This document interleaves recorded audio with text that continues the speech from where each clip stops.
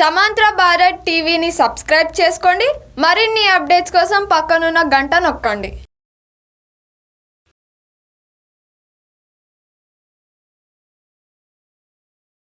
ఇప్పుడు the contribution of Islamic culture and Muslims of Indian nationhood and present need to unite with Bahujan movement. ఈ topic మాట్లాడాల్సిందిగా స్కైబా గారిని కోరుతున్నాను.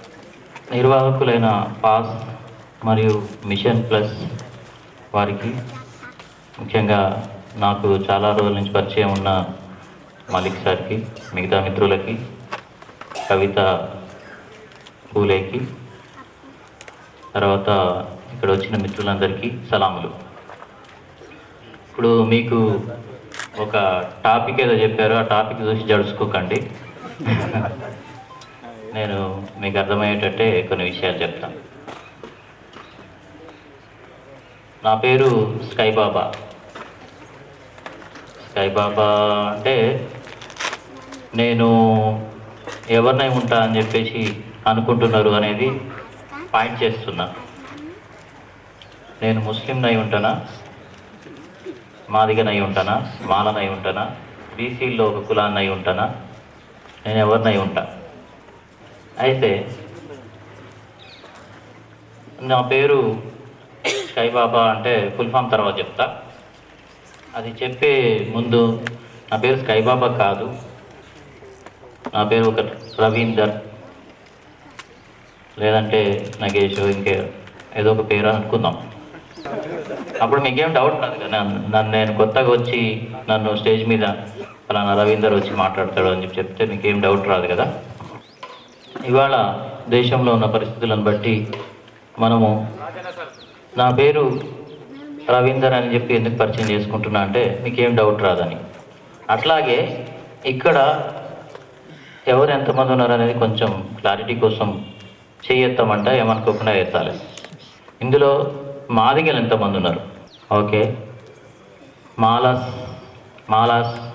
మాలలు okay. బీసీలు, ముస్లిమ్స్ ఎంతమంది ఉన్నారు?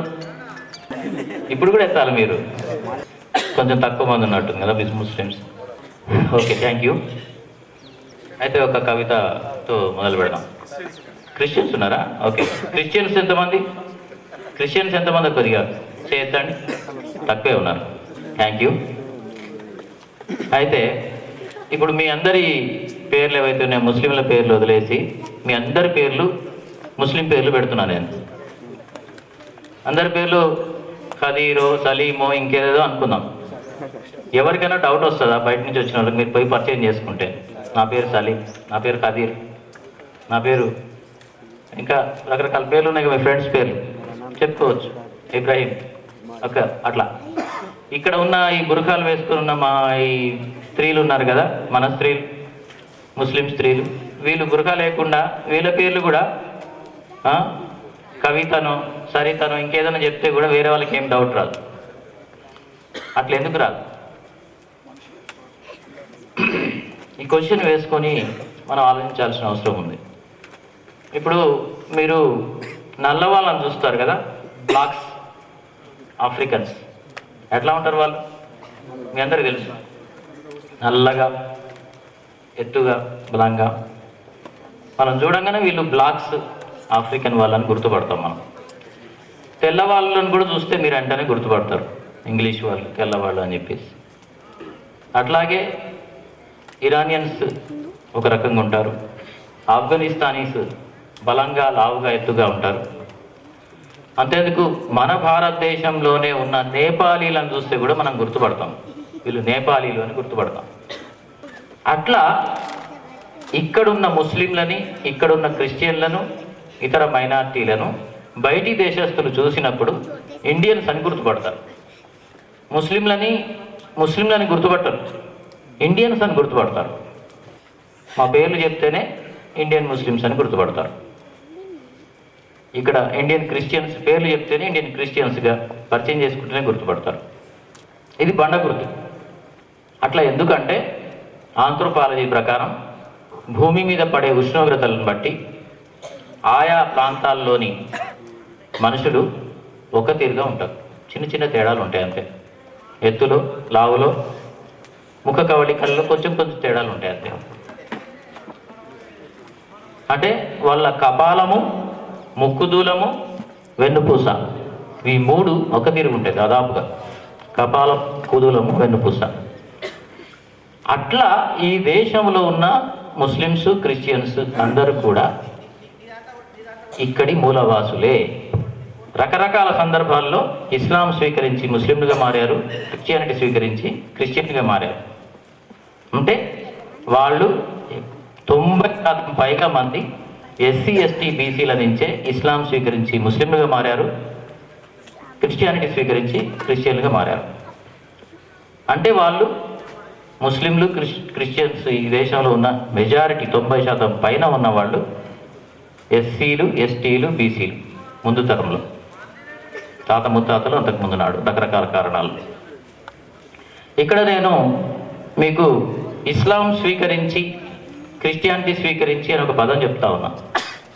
అది అట్లా ఎందుకు వాడాలనేది కూడా మనం చాలా జాగ్రత్తగా అబ్జర్వ్ చేయాల్సిన అంశం. ఇప్పుడు మీకు ఇక్కడ మీ చుట్టూ ఉన్న ముస్లింలందరూ మీ అన్నదమ్ములే, మీ అక్క చెల్లెళ్ళే, మన రక్త సంబంధమే అనే విషయం ఒకటి స్పష్టమైంది కదా. అది ఆంథ్రోపాలజీ ప్రకారం తెలుస్తుంది, డిఎన్ఏ పరీక్షలు చేయించినా కూడా తెలుస్తుంది. బహుజనులే అంటే ఇవాళ సిఏఏ, ఎన్ఆర్సి, ఎన్పిఆర్ అనే విషయాలు ముందుకు తీసుకొచ్చి పౌరసత్వం నిరూపించుకోవాలని మనల్ని అవమానిస్తున్నాడే మోడీ, అమిత్ షా. అసలు వాళ్ళు మన దేశస్తులు గారు. వాళ్ళు డిఎన్ఏ పరీక్షలు చేయిస్తే వాళ్ళు మన దేశస్తులు కారని, వాళ్ళు ఈ దేశం మూలవాసులు కారని తెలుస్తుంది. మనమందరం ఇప్పుడు డిఎన్ఏ పరీక్షల కోసం డిమాండ్ చేయాల్సిన కాలం వచ్చింది. నువ్వు ఈ దేశం మూలవాసివి, మేము తేల్చుకుందాం రా అని చెప్పాల్సిన కాలం వచ్చింది. నా పేరు స్కై బాబా, షేక్ యూసుఫ్ బాబా. ఎస్కే, షేక్కి ఎస్కే అని రాస్తారు ముస్లింలలో ఎక్కువ మంది. వైఫ్ ఆర్ యూసుఫ్ బాబా, ఎస్కేవై బాబా. అట్లా చిన్నప్పుడు స్కూల్లో ఏదో బాగుందని చెప్పి రాసుకొని అట్లనే పడిపోయింది పేరు. పెద్దగైనాక స్కూళ్ళల్లో మనము జెండా వందనానికి ఊరేగింపులు తీసేది, అందరికీ వాళ్ళు చెప్పమన్న నాయకులందరికీ చెప్పేది. ఆంధ్రప్రదేశ్ అవతరణ దినోత్సవం రాజు ఊరేగింపులు తీసేది, అప్పుడు కూడా ఆంధ్ర నాయకులందరికీ చేయగొట్టేది.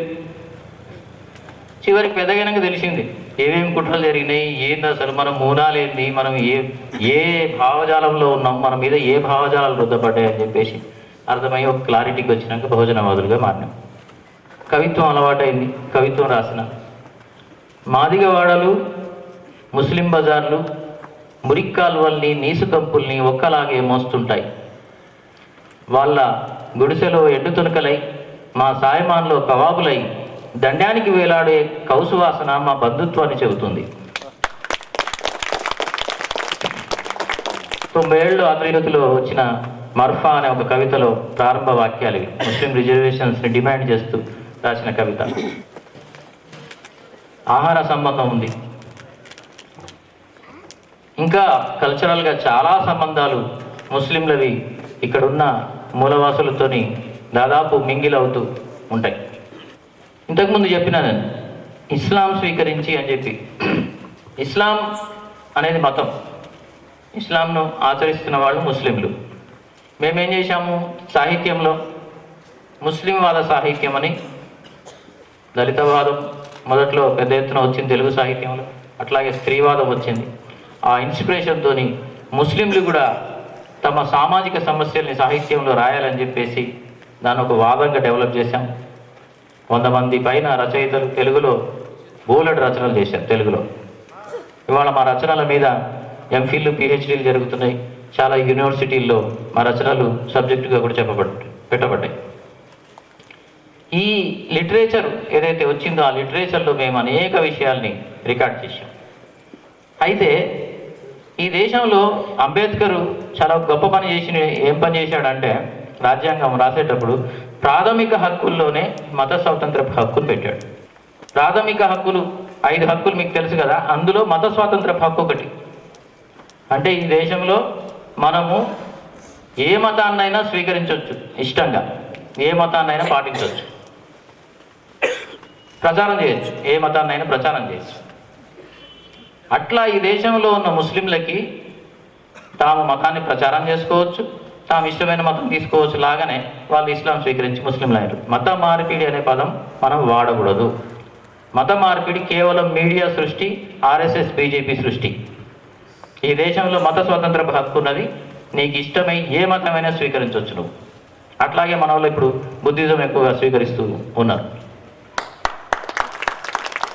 అయినప్పుడు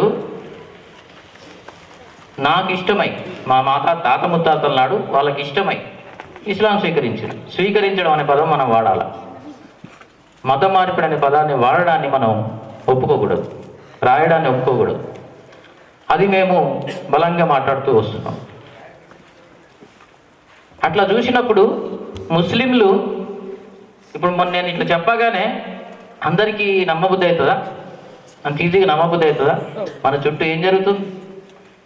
వాళ్ళు దండెత్తి వచ్చిర్రు, మన మీద మన దేవాలయాలు కూల్చిర్రు, మన సంపదను దోచుకున్నారు, 100 ఏళ్ళు పరిపాలించిర్రు, మనల్ని అట్లా చేసిర్రు, ఇట్లా చేసిర్రు, కత్తి బట్టి బలవంతంగా ముస్లింలుగా మార్చిండ్రు అని చెప్పి ప్రచారాలు చదువుతూ ఉన్నాం మనం. అది ఇవాళ సోషల్ మీడియాలో మీరు కొంచెం అటు ఆర్ఎస్ఎస్ గ్రూపులు ఆర్ఎస్ఎస్ బొమ్మలు పెట్టుకున్న వాళ్ళని చూస్తే కదిలిస్తే మీకు వాడు విషం కక్కుతుంటాడు. ముస్లింల మీద, క్రిస్టియన్ల మీద, దళితుల మీద. ఇంత భయంకరమైన ఒక పరిస్థితి ఉంది. కానీ మనకు ఆధారాలు లేవు. ఎందుకు ఆధారాలు లేవు? మేము ఈ దేశ ముస్లింలమి, మూలవాసులమే, బహుజనుల నుంచే వచ్చి ఇస్లాం స్వీకరించిన వాళ్ళమని చెప్పుకోవడానికి మాకు ఆధారాలు లేకుండా చేశారు. ఆధారాలు ఎట్లా చూపెట్టాలి? రికార్డ్స్ లేవు. వాడు చెప్పింది, వాడు రాసింది, వాళ్ళు రాసినవి ఆధారాలు ఎక్కువగా. కొంచెం ప్రోగ్రెసివ్గా రాసిన వాళ్ళు కొన్ని ఆధారాలు ఇచ్చారు.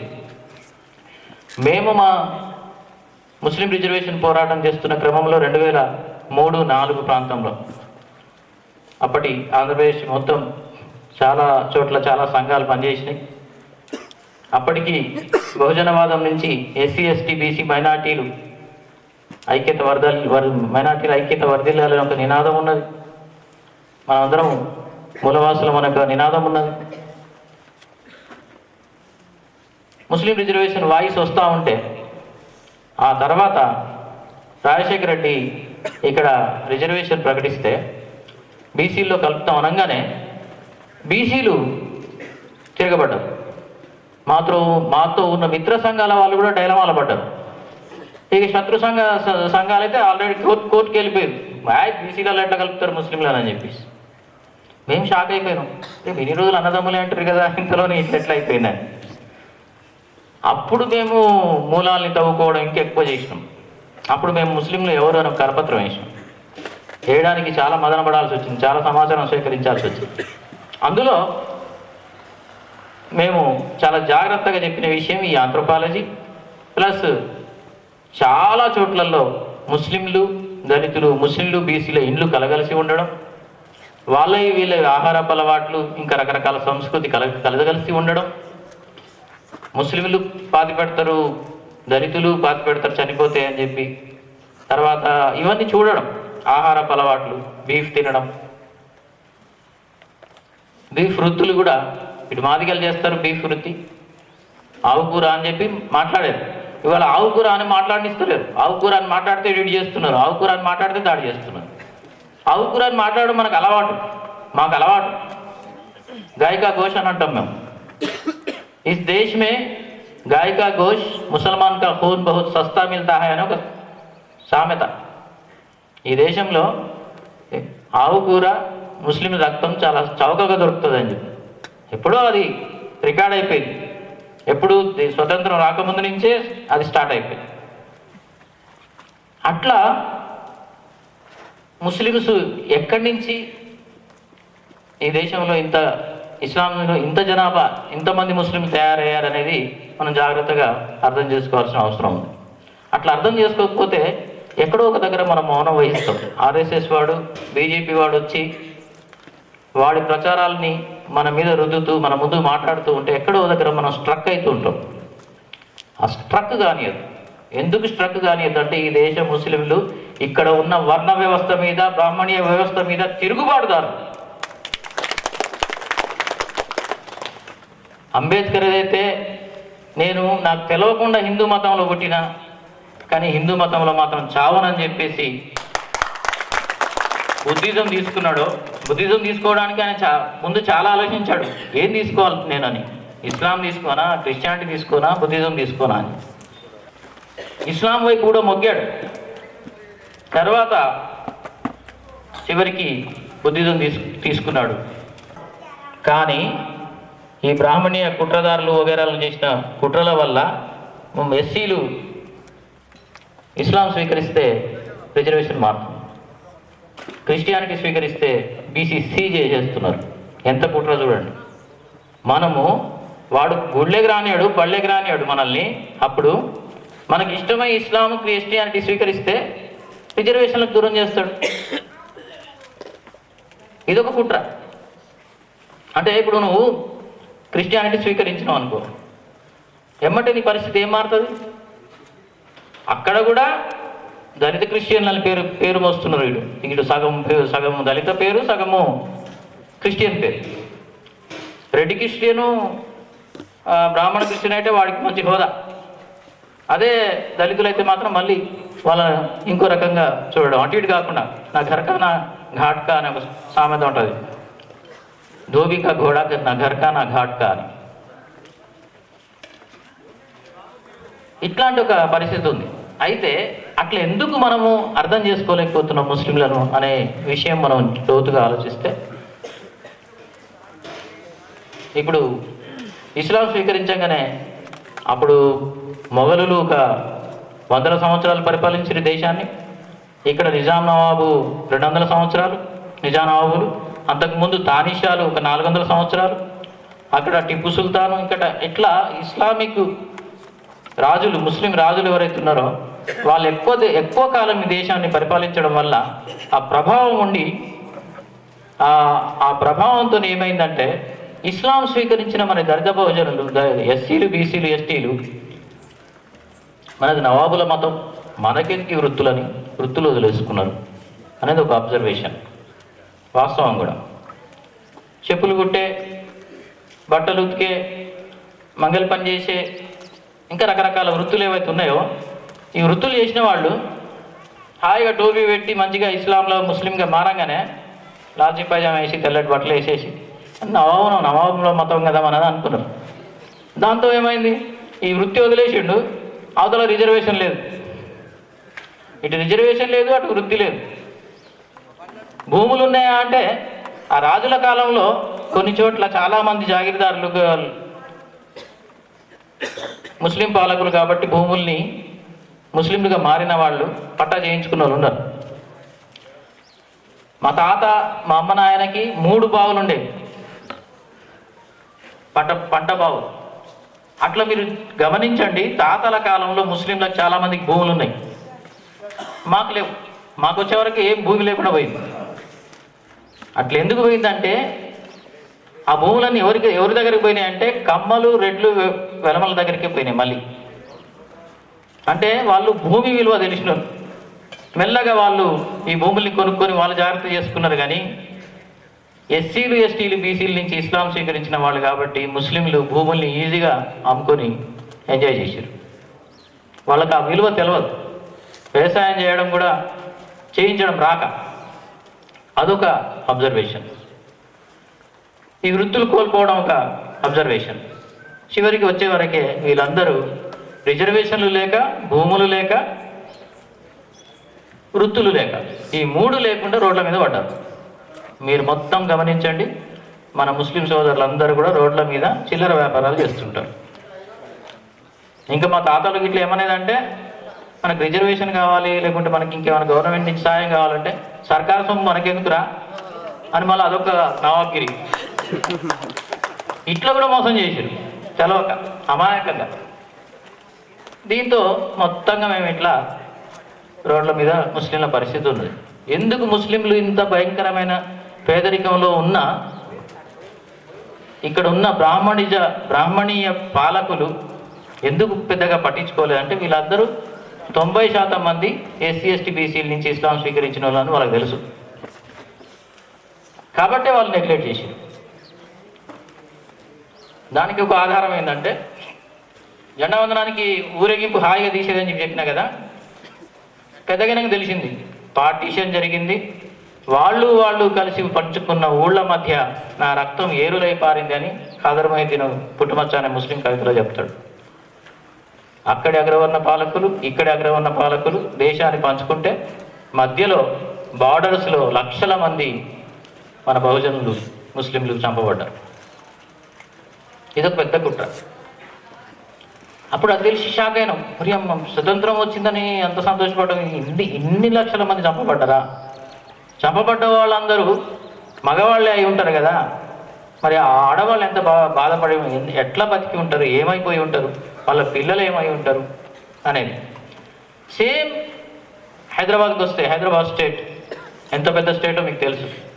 కొన్ని జిల్లాలు కర్ణాటకలో, కొన్ని జిల్లాలు మహారాష్ట్రలో, మొత్తం పాత పటం కనుక మీరు చూస్తే హైదరాబాద్ స్టేట్ భారతదేశం కింద పెద్దగా ఉంటుంది, చాలా పెద్ద స్టేట్.